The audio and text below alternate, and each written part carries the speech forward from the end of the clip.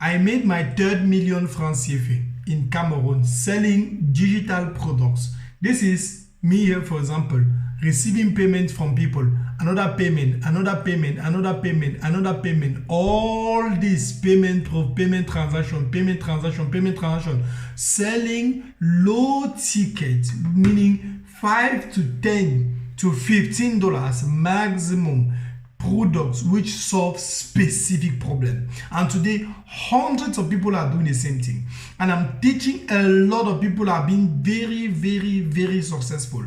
Today I can boast to be one of the people who is really teaching and helping a lot of people make a lot of cash online. It's not a get rich quick, it's a slow process. You take your time, you really understand the material, we find a specific product that solves a specific problem, and then we can easily arrange it in the form of a digital product and sell it and sell it and sell it.